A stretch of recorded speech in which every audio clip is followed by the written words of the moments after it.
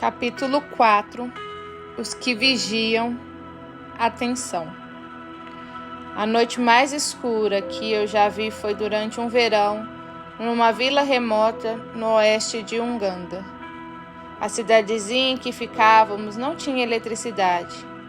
Então, ela era iluminada à noite por pequenas fogueiras.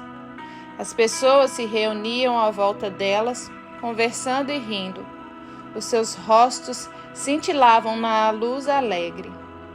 Mas uma noite foi inexplicavelmente calma. Alguns outros viajantes e eu saímos da casa de um amigo missionário e caminhamos cerca de 400 metros para a escola onde trabalhávamos. Essa pequena caminhada levou uma vida. O breu daquela noite não tinha lua nem estrelas. Eu balancei a minha mão a centímetros do meu nariz e não pude vê-la. Acendemos uma lanterna e 4 de nós nos agrupamos perto dela. A única luz que, por quilômetros, ela iluminava cerca de 3 passos à frente no caminho de Britas e depois o nada, por uma eternidade. Era como se pudéssemos cair da beira da terra. Tudo estava silencioso, menos o ruído esquisito da lanterna enferrujada que balançava suavemente e o coachar das rãs à noite. Eu estava morrendo de medo, com medo do escuro, com medo do que estava lá fora, além da luz da lanterna, com medo de todas as coisas no céu e na terra que eu não podia ver. Naquele breu, cada sentido ficava mais aguçado. Na medida do possível, eu estava de vigia. Eu ouvia a cada som, com minha atenção focada. Eu notava cada tremelique da luz da lanterna, cada coachar de rã, cada som das minhas pisadas delicadas. Eu estava esperando para voltar para um lugar seguro, atrás de portas fechadas, ou para encontrar o que quer que estivesse nas trevas. Na próxima manhã, descobrimos que uma guerrilha do outro lado da fronteira, por causa de um conflito no Congo, tinha lançado um ataque mortal perto de onde estávamos. As fogueiras comuns da noite tinham sido apagadas e todo mundo tinha se escondido nas suas casas, menos a gente. Eu nunca esquecerei aquela noite ou a concentração forçada, a atenção incolume que vigiar no breu poderia gerar. Aqueles metros que andei é como vivemos as nossas vidas.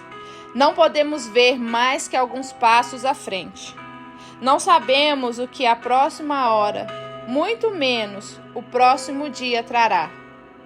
Eu me senti vulnerável naquela estrada escura. Não porque eu estava sob riscos maiores que o normal.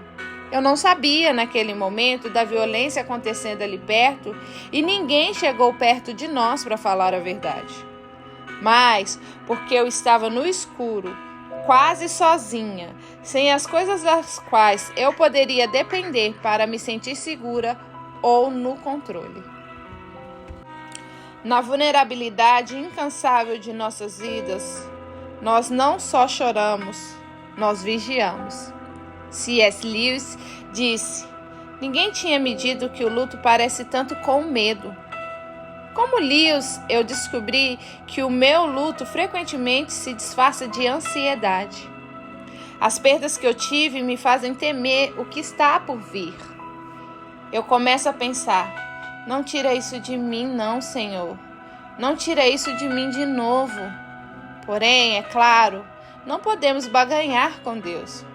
Podemos escalar as alturas do conhecimento humano e ainda não saber o que vai acontecer no café da manhã de manhã. Como um vigia noturno, não sabemos o que virá primeiro, um ladrão ou o nascer do sol. Entendemos quando o salmista diz que a sua alma esperava por Deus, mais do que os guardas do amanhecer. Salmo 136. Mas a nossa ansiedade é que não temos ideia de quando virá amanhã ou do que acontecerá conosco enquanto isso. Podemos apenas andar pela vida como andei por aquela estrada de britas, um passo de cada vez, perto dos nossos amigos, agarrados no círculo de luz que recebemos e confiando a Deus o que não podemos ver. Como cristãos, nós adotamos o vigiar como uma prática, até mesmo como um dever. Estamos de olho à procura da graça. Nós proclamamos que mesmo nas mais profundas trevas há alguém em quem podemos confiar, que nunca nos deixará. Nós cremos que, mesmo se o pior acontecesse, há uma solidez na beleza, no próprio Deus, que permanecerá. A nossa postura de esperar não nega os horrores da noite, mas também aposta na chegada da manhã.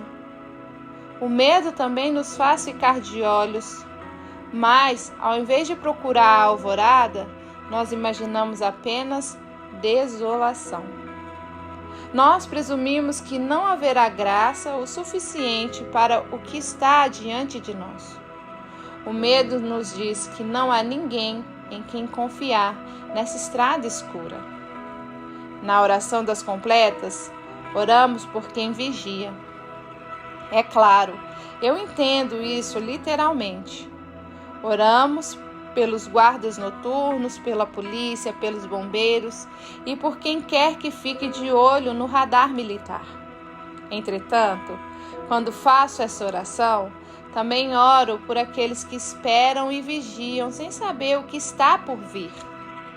Nesse sentido, todos nós somos os que vigiam. Se você já ficou sentado de noite ouvindo atentamente um som que você não sabe bem o que é, ou prestando atenção nos medos de sua mente, então você sabe o que é vigiar. Vigiar é esperar. Mas vigiar envolve mais do que esperar. Não é o mal-estar entediante da fila de uma repartição pública. Envolve atenção, anseio e esperança. É aquela pessoa apaixonada com um buquê na mão, procurando aquele rosto específico no aeroporto lotado. A mãe grávida alerta para os primeiros sinais do trabalho de parto, ou um amigo andando para lá e para cá, fora da sala de cirurgia. A postura constante do cristão é se inclinar um pouco mais para frente de antecipação. Esperamos que Deus haja, faça a justiça, apareça e resolva as coisas, seja de forma surpreendente e miraculosa, seja simplesmente mudando a situação. Esperamos que Deus cure os doentes, apazigue os conflitos, encoraje os desanimados e esclareça nossas perplexidades. E às vezes é isso que Ele faz. E às vezes os doentes morrem, os conflitos pioram, os desânimos crescem e a perplexidade se aprofunda. E ainda assim continuamos a vigiar e esperar, sabendo que agora o que podemos ver, este pequeno círculo de luz da lanterna, não é toda a estrada, não é o fim da história. 10 anos atrás, o meu casamento estava complicado. Jonathan e eu estávamos arrasados, solitários e cansados de anos de brigas. Tínhamos filhos bem pequenos e longas listas de chateações e reclamações. Então, depois de meses de aconselhamento conjugal, fizemos a única coisa que sabíamos que poderíamos fazer. Pedimos a amigos que orassem. Deixamos as crianças com a mãe de Jonathan e fomos para Chattanooga, no Tennessee. Fizemos trilhas e comemos muito bem. E brigamos muito. E choramos, e conversamos, e gritamos, e acertamos as coisas. Fizemos mais algumas trilhas, e gritamos, e conversamos, e choramos um pouco mais. Numa loja de lembrancinhas em Chattanooga, encontramos um imã que hoje está na nossa geladeira. Ele diz: tudo vai dar certo no final. Se não está dando certo, não é o final. Compramos como uma declaração sobre o nosso casamento. Vamos resolver isso. Vamos ouvir, perdoar, aprender a amar ou morrer tentando. Havia muito pouco nas nossas circunstâncias para nos deixar otimistas, mas a promessa deste imã, mesmo que não fosse uma intenção original, não era para esta vida apenas, era escatológica. Ela expressa a nossa esperança de que, embora no mundo tenhamos aflições, Jesus venceu o mundo. João 16:33. Como Juliane de Norwich celebremente afirmou, tudo acabará bem. Tudo acabará bem e todo tipo de coisa acabará bem. Porém, isso não significa que vai ficar tudo bem agora ou que deveríamos fingir que ficará. Isso significa simplesmente que não é o fim. Eu frequentemente foco nas promessas da vida espiritual para este mundo. Comunidade, buscar a justiça, formação espiritual. Contudo, se isso é tudo o que o cristianismo oferece, ele é, na melhor das hipóteses, perda de tempo. E na pior, ele é opressivo e malicioso, porque andar no caminho de Cristo vai deixar a vida difícil, pelo menos a curto prazo. A narrativa cristã proclama que a nossa esperança suprema não está em nosso tempo de vida, dando-nos benefícios na vida antes da morte. Nós vigiamos e esperamos pela ressurreição dos mortos e a vida no mundo por vir.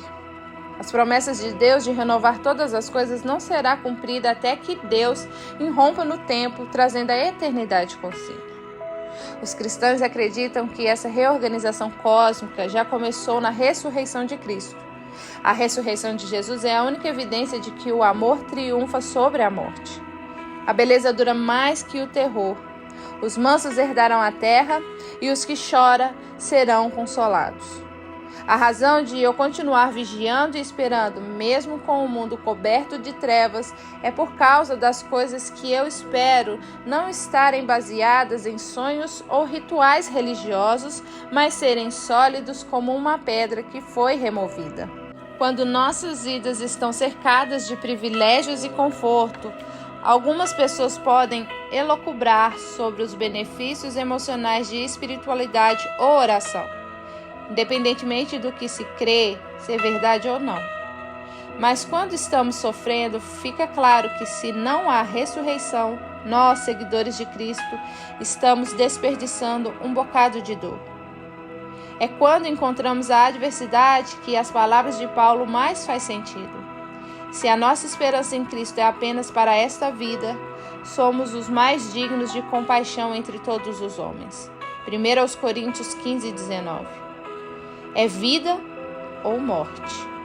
Somente por causa da ressurreição de Jesus é que podemos dizer que tudo vai dar certo no final. Nós suportamos o mistério aguardando ansiosamente pelo que Deus prometeu, a vinda do reino, os pacificadores serem chamados de filhos de Deus, os puros de coração verem a Deus e que o próprio Deus nos console em nosso choro. Os meus super-heróis favoritos, quando o assunto é prestar atenção, são os observadores de pássaros.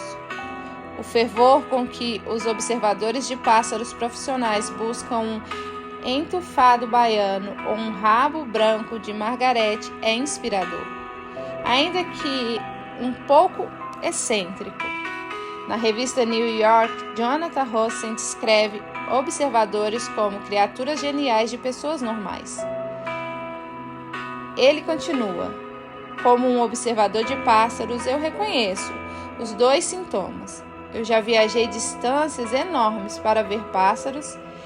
Eu risquei nomes de pássaros da minha lista e senti uma alegria estranha, como se isso me protegesse do mal. Eu já ouvi cantos de pássaros no meu iPod. Os meus amigos observadores de pássaros são mestres da percepção. Eles estudam e catalogam o mundo natural com um cuidado e diligência que eu dificilmente tenho para outras coisas. Eles notam os habitantes de árvores distantes mais do que eu noto o que eu estou vestindo ou quem se sentou ao meu lado no ônibus. Eles sempre estão de olho, e essa atenção impressionante revela a minha falta de atenção. Como é raro eu procurar por qualquer coisa. Como é fácil eu passar por um mundo cheio de beleza e mistério e nunca olhar para cima. Há uma poesia cotidiana ignorada no desconhecido mundo dos observadores de pássaro. Como todos os grandes poetas, os observadores de pássaros se destacam por sua profunda contemplação do mundo. Eles nos lembram de que a glória vem apenas ao vigiar e esperar, ficando de olho para o que a maioria deixa de enxergar. Sites e revistas de observação de pássaros são verdadeiras aventuras para quem já se entediou com a cidade. É voltar para a frescura do ar livre. Um relatório de um observador diz: a primeira espécie que eu notei apareceu este ano foi um chapim tufado cantando Peter, Peter, Peter, no nosso pomar, numa tarde ensolarada de domingo no final de janeiro. O seu canto foi o primeiro lembrete audível de que o inverno eventualmente irá acabar. Se é para termos alguma esperança, a nossa esperança é escatológica. Deus finalmente renovará esse mundo velho e triste. Jesus é o nosso primeiro lembrete auditivo de que o inverno irá acabar. A sua ressurreição é uma promessa real de carne e osso. Mas quando Jesus ascendeu aos céus, ele não nos deixou como um mero amuleto para nos lembrar dele até que ele retornasse. Ele prometeu continuar agindo. Ele enviou o seu Espírito Santo para o seu povo. A promessa da ressurreição também é que Jesus ainda está trabalhando hoje nas nossas vidas, no tempo presente. Então, vigiemos e esperemos pelo reino vindouro, quando Deus finalmente fará a justiça. Mas também vigiemos e esperemos pelo vislumbre deste reino aqui e agora. A oração nos ensina esse ofício de vigia, não só para o escáton, mas também para a obra de Deus nas nossas vidas diárias. Segundo Rowan Willis, o observador de pássaros experientes, parado, preparado, alerta, sem tensão ou irritação, sabe que é esse tipo de lugar onde o extraordinário subitamente se manifesta. Ele compara isso com a oração. Às vezes é claro que isso significa um dia inteiro sentado olhando a chuva sem nada demais acontecer. Eu suspeito que para a maioria, boa parte da nossa experiência de oração é exatamente assim. E eu acho que viver nessa espécie de expectativa, viver com consciência, com os olhos suficientemente abertos e a sua mente tanto relaxada quanto atenta, o suficiente para ver o que vai acontecer, é essencial para o discipulado. O discipulado cristão é uma vida inteira de treinamento sobre prestar atenção nas coisas certas para observar as obras de Deus nas nossas vidas e no mundo. Por meio de muitas práticas, nós tiramos nossos olhos da distração e dos medos para nos atentar ao que Deus se atenta. Nós aprendemos a vigiar. Silêncio, quietude e atenção estão cada vez mais raros em nosso mundo crescentemente barulhento, digital e frenético. No seu livro The Shallows, Águas Rasas, Nicholas Carr mostra como nossos cérebros estão sendo fisicamente reprogramados por nosso uso tecnológico, de modo a aprimorarmos nossa capacidade de observar pitadas fragmentadas de informações, mais reduzidos à atenção prolongada a qualquer pessoa, argumentos ou experiências. A atenção está sob risco crítico de extinção. A tarefa da igreja é aprender a manter nossos olhos bem abertos para como Deus está agindo. Nos reunirmos a cada semana, vigiando à procura do Rei vindouro. E como a diligência de uma sociedade de observadores de pássaro, procuramos a glória ignorada em nosso meio. A presença inusitada, mas regeneradora de Deus no mundo. Vigiamos à espera de vislumbres da redenção agora ou no porvir. Por meio da oração, do culto público, das escrituras e dos sacramentos, no treino dos nossos olhos para notar as luzes nas trevas. Quando o próprio Jesus esteve sobre o céu escuro, ele fez a mesma oração que fazemos nas completas, quase que palavra por palavra.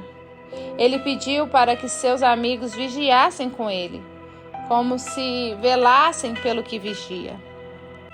Na noite anterior à sua morte, Jesus provava a amargura de sua vulnerabilidade total. A minha alma está tão triste que eu estou a ponto de morrer. Ficai aqui e vigiai comigo. Mateus 26:38.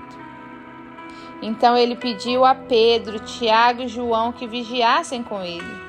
Jesus era o homem esperando pela sentença, a mulher esperando o resultado de uma biópsia, a mãe esperando a notícia do cirurgião. Jesus estava esperando que a sua hora chegasse. Ele estava esperando a sua morte. E com toda a vulnerabilidade comum da fragilidade humana, com os olhos inchados e a alma cansada, ele pediu aos seus amigos que ficassem com ele. Mas os seus amigos não vigiaram. Eles caíram no sono. Então Jesus lhes pediu mais uma vez, e dessa vez o pedido assume uma urgência espiritual, até cósmica. Vigiai e orai, para que não entrem em tentação. Mateus 26:41. Agora ele não estava apenas pedindo que seus amigos acordassem, ele estava lhes chamando para orar, para o estado de alerta espiritual, para prestar atenção na verdadeira realidade. Ele estava lhe exortando a observar a história de Deus transcorrendo em seu meio. E novamente, eles caíram no sono. Esta oração que faço todas as noites, que Deus vele pelos que vigiam, foi feita pelo próprio Deus para a humanidade e não velamos nem vigiamos por ele. Mas Deus demonstrou graça por nossa fraqueza. Ele deixou seus amigos descansarem e quando a hora chegou, ele lhes acordou. Jesus ficou sozinho para orar com lágrimas e sangue durante aquela longa noite. Por causa disso, podemos pedir a Deus para velar por nós, com a plena certeza de que Ele de fato vigiará. Ele não cairá no sono. Oliver O'Donovan aponta que, embora os salmistas e os profetas do Antigo Testamento regularmente clamem para que Deus desperte, este clamor nunca é feito no Novo Testamento. Deus já agiu decisivamente por meio da encarnação e o chamado não é mais para que Deus haja.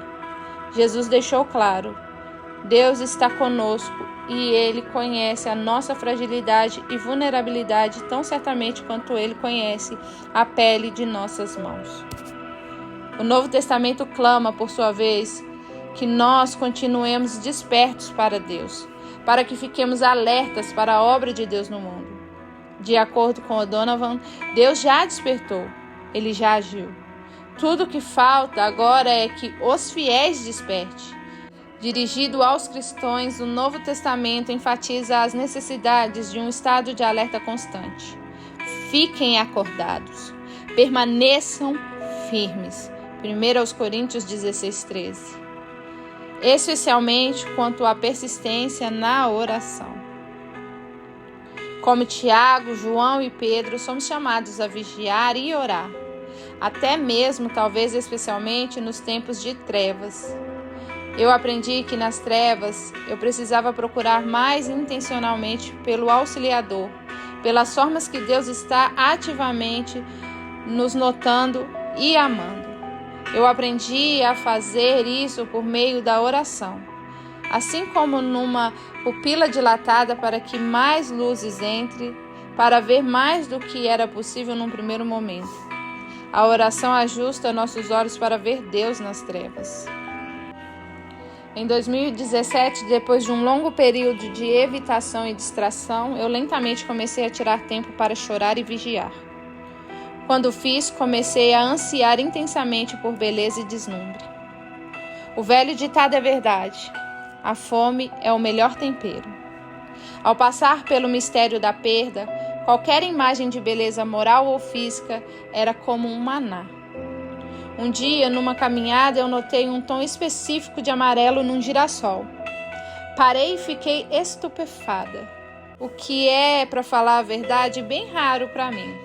O Deus de que alguma forma permitiu a peste bubônica também permite girassóis florescerem num tom amarelo, que é o auge da sublimidade.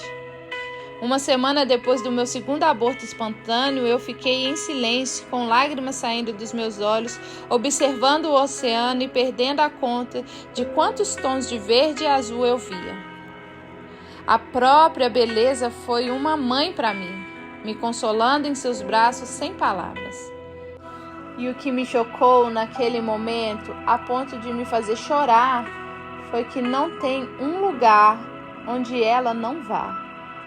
Não há um lugar no planeta, nenhuma tristeza é tão profunda, que um raminho verdejante de glória não possa romper o concreto de alguma forma.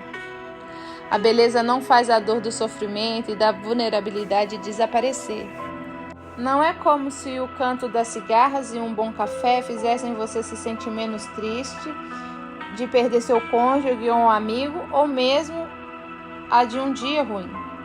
Porém, nos momentos em que pensamos que a angústia e as trevas são tudo que existem no mundo, que nada é amável ou sólido, é que a beleza se torna um lembrete de que há mais nas nossas histórias do que só pecado, dor e morte. Há um brilho eterno. Isso não é suficiente para resolver nossas questões ou deixarmos tudo bem amarradinho metafisicamente. Mas às vezes é o bastante para nos fazer aguentar mais uma hora. E quando estamos lidando com um mistério, precisamos só da luz suficiente para dar o próximo passo. Nos meses seguintes, os meus 2 abortos espontâneos, eu ainda abençoei e batizei bebês. Como pastora, faz parte do meu trabalho. Algumas das minhas ovelhas me pediram desculpa por pedirem que eu fizesse essa parte do meu trabalho. A sua preocupação era que seria um sal na ferida celebrar as promessas de Deus para os filhos dos outros enquanto eu chorava pela vida dos meus. Admiro essa consideração, mas era exatamente o contrário. Eu me regozijava com cada sugestão de que Deus ainda estava agindo, dando bondade para o mundo, trazendo crianças para si, fazendo risos nascerem. Eu precisava ver que Deus ainda estava presente e ativo, que a igreja ainda testemunhava de um amor fiel e perseverante. Naqueles meses, as minhas filhas muitas vezes pediram para que eu explicasse por que os abortos espontâneos acontecem. E eu lhes dizia o que o meu médico favorito me contou. Para um bebê nascer, mais de 10.000 coisas precisam dar certo. E eu adicionaria, mas isso também significa que para você estar vivo hoje, mais de 10.000 coisas, bem mais, precisam dar certo. Essa maravilha cativou a minha imaginação.